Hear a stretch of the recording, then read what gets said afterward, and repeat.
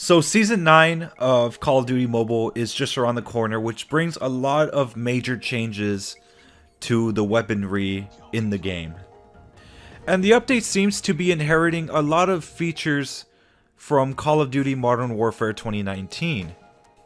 Mainly the biggest one that they are adding are the customization options towards pretty much every gun in the game. So now, instead of having like one extended mags, now we're going to have like, you know, 2 or 3 different types where maybe one involves having a 40 round mag or another one involves having like a 60 round mag, and just so on and so forth. And even with this single feature announced or being shown currently in the beta, it is one of the most, it's probably the most game-changing update that we're probably ever going to have in this game, at least for now. So the meta of this game is going to be completely revamped. We're not even sure what weapons are going to be more powerful now. I heard that pretty much every weapon is getting some sort of different balance change to suit the needs of the attachments. For me, of course, this is honestly a more needed change because there really isn't much variety when it comes to attachments. It's just the same old FMJ, extended mags, fast reload, grip, and just like basically quick draw, and that's it. Like literally every gun has that except for shotguns. So yeah, I feel like we need a bigger, like a wide variety of attachments this time around. In my opinion, in Modern Warfare 2019, I wasn't really too much of a fan because of all the downsides that come with each attachment. So, like, let's say, for example, if you wanted more power towards your gun, of course, it's going to be a lot slower. But if you wanted your gun to be quick, you would have to take off the stock and just, you know, pretty much add any attachment that has to do with speeding up your weapon. And, like, if I'm being completely honest, it kind of ruined the game for me because, I mean, you know, when you're in a gunfight, like when you're face-to-face in a gunfight with someone, it's in your best interest to have some sort of quick draw or some sort of speed when you're shooting the enemy, because of course you obviously want to take them out first before the enemy has the chance to take you out. And you know, that was one of my biggest issues with Modern Warfare, and I'm just hoping that maybe they won't have it, like they won't have so many downsides, or like the downsides won't be so harsh within the gun. But I know I rambled on for like maybe about 2 minutes, 2.5 minutes as of recording this right now. But what I really wanted to talk about was the camo challenges that we are going to be getting within this update. So of course, camo challenges have been a staple in Call of Duty basically since Call of Duty 4 back in 2007. You know, you grind your gun out for like certain challenges, like let's say get headshots or get a certain amount of kills, and you get a certain camo. And eventually, if you do enough challenges, you earn the gold camo for a gun.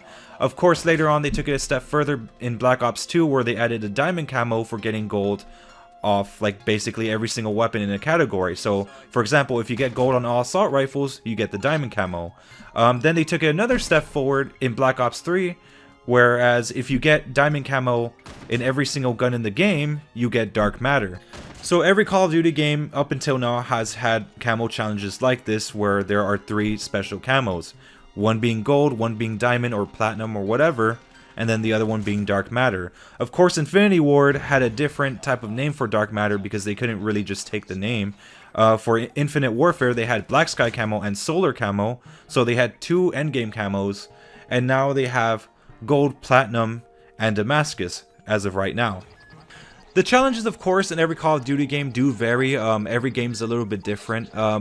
For Treyarch games like such as Black Ops 2 or like any Black Ops game in general, they usually stick with the same formula of just getting 100 headshots and just doing extra challenges such as, you know, getting 5 kills like 3 times or some stuff like that. You know, simple stuff. But Infinity Ward, of course, and which is my biggest concern because they are adding Infinity Ward type endgame camos such as Gold, Damascus, and Platinum, they do seem to have the challenges a little bit more, I guess, tougher. When it comes to Infinity Ward camos, they do usually have very difficult challenges. Well, if not difficult, then most likely very long-winded. Whereas Black Ops camos are usually just very simple, and maybe it takes you like 2 hours to unlock the gold camo. Like I said, when it comes to Infinity Ward challenges, it does take a much longer time to earn gold camo, and that is because the challenges are not actually that simple as they seem. Because, like I said, with Black Ops games, it's just get 100 headshots and you're pretty much golden, which is pretty easy. But with Infinity Ward games, the challenges are much more specific.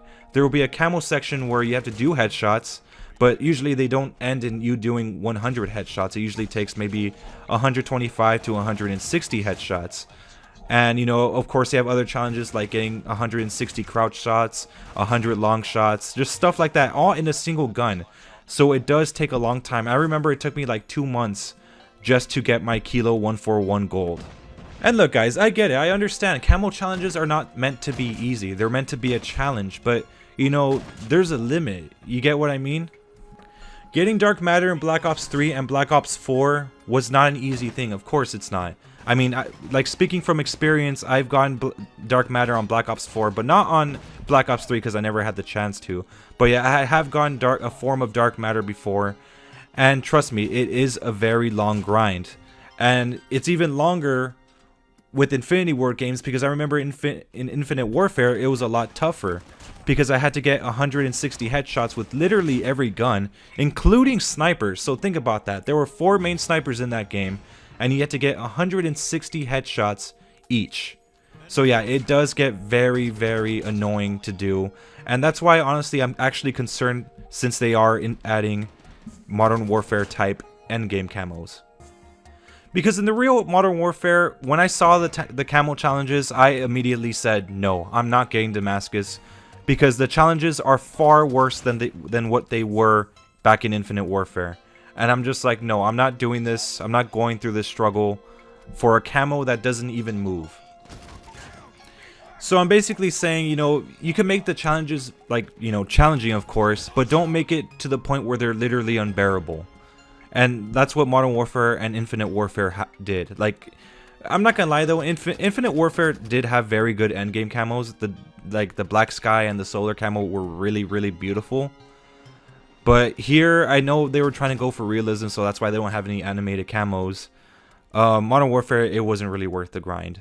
And here, like I said, the camos don't really look that great, so if they're not going to look this great, don't make the challenges too difficult, you know? My suggestion is, for assault rifles, since they were difficult as fuck in Modern Warfare, I think you should tone it down a little bit, maybe do 250 kills with the assault rifle, of course. That would be the starting camo challenge. The second one would be the headshots, of course. Just get maybe 100 headshots. Get maybe 60 to 80 crouch shots. Maybe 40 to 50 prone shots, as well as just, you know, doing 100 kills with and without attachments. And just do the basic kill streak challenge. If either getting like bloodthirsties like 10 times, or, you know, getting 3 kills like 20 times, or something like that. For SMGs, it should be a little bit different, of course, you know, do the 250 kill challenge, as well as, you know, getting 100 hipfire kills, getting like maybe 30 to 40 crouch shots, and maybe like 20 to 10 prone shots, as well as, of course, like I said, the challenges with or without attachments, and do the bloodthirsty or the 3 kills 20 times challenge. Alternatively, you could also replace the kill challenges with probably the reload challenges. So basically, in every past Call of Duty game, they would want you to get like maybe like 25 kills shortly after reloading or some stuff like that. You can do that instead of just getting regular kills if you want to make it a little bit more challenging. For snipers, it's going to be a little bit different, of course. Basically, either do kills or like 25 kills after reloading. Do maybe about like 30 to 40 or maybe even 50 headshots. That shouldn't be too hard, I think. Get also like 100 one-shot kills. Get maybe like, I don't know, like 50 double kills, which shouldn't be too hard. And as well as just the basic attachments and no attachment challenges. And you'll be set for the snipers. Shotguns, of course, are a more unique thing because not every shotgun kills in one shot. So my best suggestion is, like, if there's a semi-auto or a burst shotgun, I suggest just, you know, doing a headshot challenge for that. And for pump actions, of course, just do one-shot challenges. It shouldn't really be difficult. I mean, it shouldn't really be too difficult, excuse me. And, you know, just all the other challenges that, like, it requires, you could just do the same ones that I mentioned before, you know, shortly after reloading kills, double kills, or whatever. but just don't make it too difficult to the point where no one wants to do it, you know? I'm not 100% sure if secondaries are going to get the camo treatment, but if they are, of course, just keep it at a minimum. Pistols are not really the best thing in this game. Specifically the M1911 or the MW11. That pistol is really, really weak. But I'm sure there will be some sort of like mag attachment that makes it stronger, but who knows at this point, really.